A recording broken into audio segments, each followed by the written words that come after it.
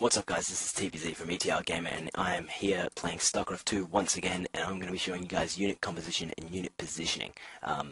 This is a Protoss versus Protoss with Daniel and Amps. I'm sure you're familiar if you've watched the previous videos of these guys. But what I want to show you guys is a really cool, the engagements in this game and actually the early push that Daniel does at the beginning of the game. So this is just before the early push, and I'm just following this zealot as he will be picked up by this warp prism in just a second. As you can see, the warp prism's over there, but yeah. So let's follow this. Looking at the units tab at the moment, it's pretty even. Daniel has a couple of stalkers and a zealot out at the moment, and less probes. That is because Amps has already got his fast expand, so he's got his forge fast expand going. He's really good. His economy is awesome at the moment, and he is generally ahead at this point in the game. So, but here we go. Here is the beginning of an awesome strategy from Daniel here. So he's going to chuck his warp prism down there. He drops the units he has inside to harass with his first few units. Now he's got the warp prism there to constantly keep warping in units, and so what he'll do is just the stalker goes boom, hello, I'm up here, and then he can constantly keep streaming in these units as long as his warp prism's here. So he's just gonna, Amps has his one stalker here, and he's just gonna, you know, push it back or take it out as soon as he can, and he's just warped in another stalker there, so he's way ahead in terms of the army at the moment. So he's gonna take out this stalker here, and as you can see, Daniel's placed himself right in here. It looks bad because he's been kind of blocked in, but the thing is, he is protected from any sort of attack from zealots, in a sense. So they are the obvious option if you don't want to use up your gas. And as you can see, Amps is pretty low on gas, and he's forced to bring out the stalkers because he can't actually get a good positioning of his units for zealots in there to take out his stalkers. So Daniel will be warping in more guys soon, and look at that, he just takes out all those gateways. That pylon just got up, so it powers these two here, but the only gateway that's really not under any threat is this one here, producing the stalker. So in just a second he'll take out this final pylon, and he'll have all those gateways will be shut down basically, and he has no unit production. So Daniel's like, okay, well, you have no units for 1 century. I'm going to go straight for your economy and destroy all your probes. Here comes that sentry to defend, and oh wait, no, it's destroyed, and now Amps is building a pylon here. So this is a really cool strat, you guys. He's warping in more units now with the warp prism. It's really cool. We got an early robo, and he's just macroing back at base as he just destroys the economy of Amps. Amps finally getting that pylon up, and look at all the units he's got up. His stockpile, his minerals, and his gas, and he's just building up the units.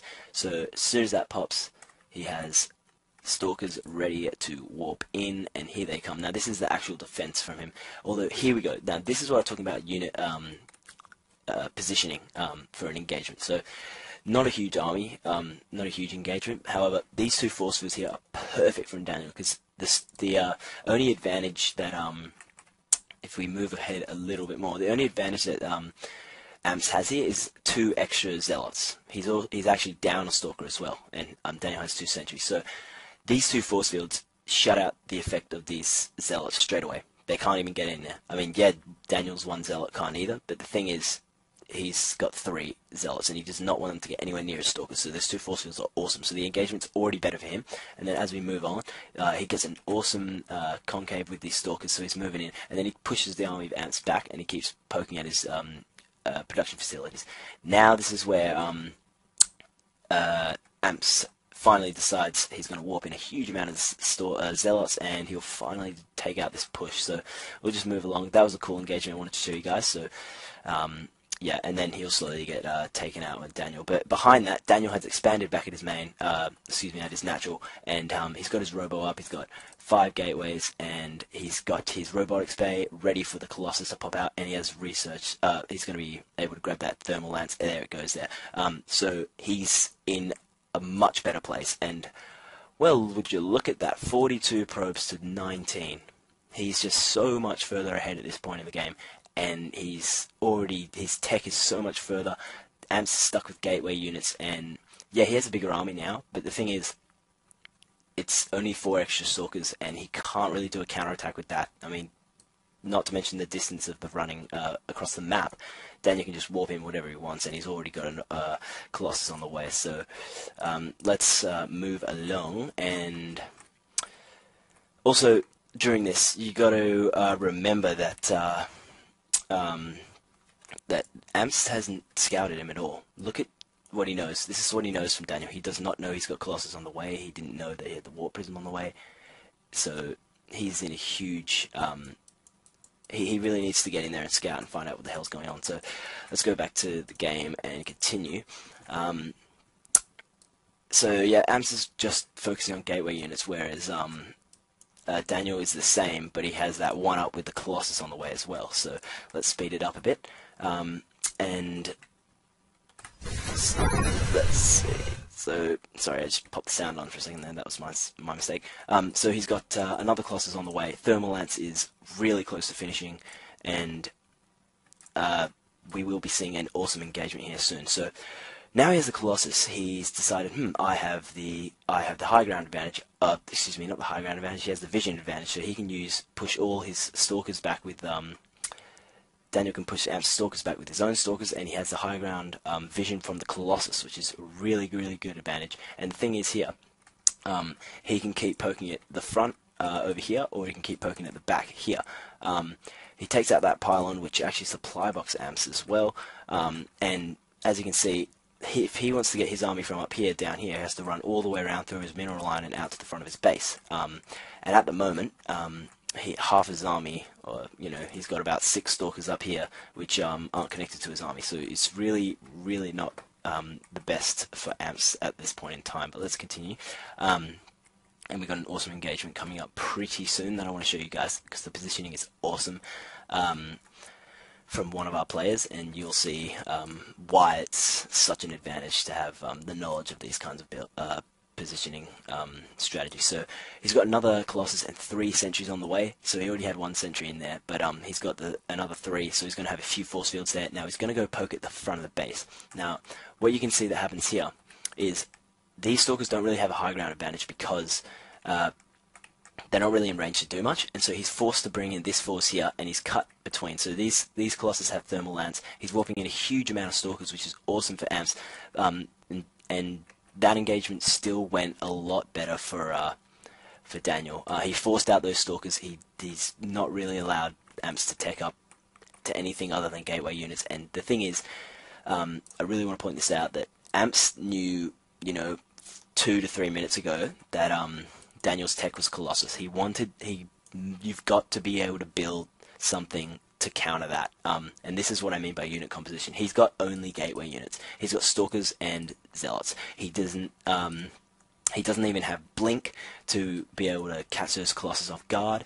And the thing is, Daniel also has those gateway units as well. So he's basically a one-up with these Colossus. So he's in such a better place at the moment. He's chrono boosting out another one now, and he's actually getting increased movement speed for observers, because he thinks he's going to need them. But anyway, so let's continue.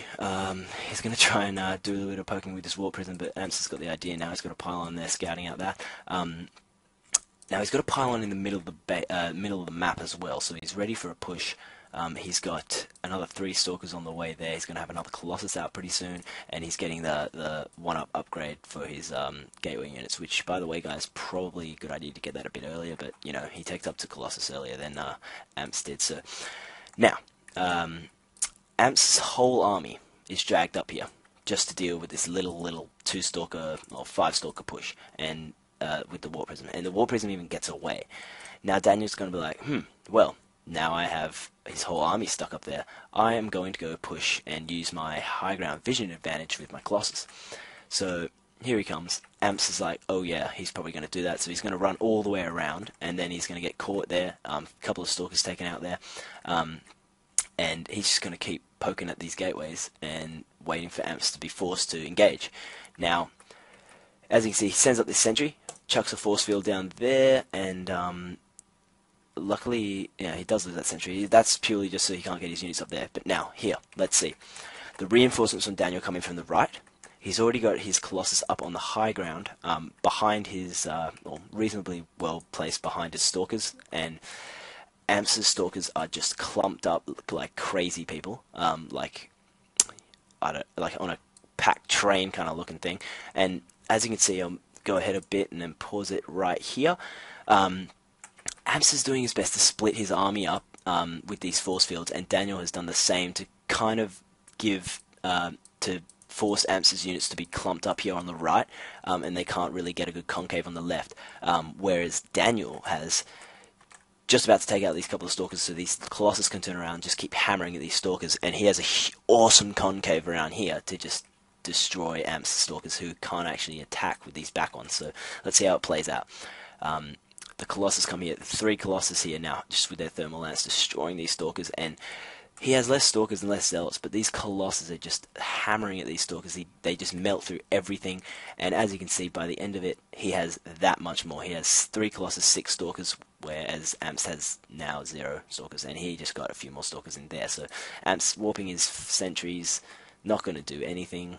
And there's the GG. So that's what I want to show you guys. Awesome positioning from Daniel there is really, really vital. You get the good engagement because you can have a better army and they can have less supply. But you know what? The thing is, you got to get that positioning correct. Otherwise, you are just going to lose so badly. And the other thing was unit composition. You got to have that right unit composition because Daniel had the one up the whole game with those Colossus.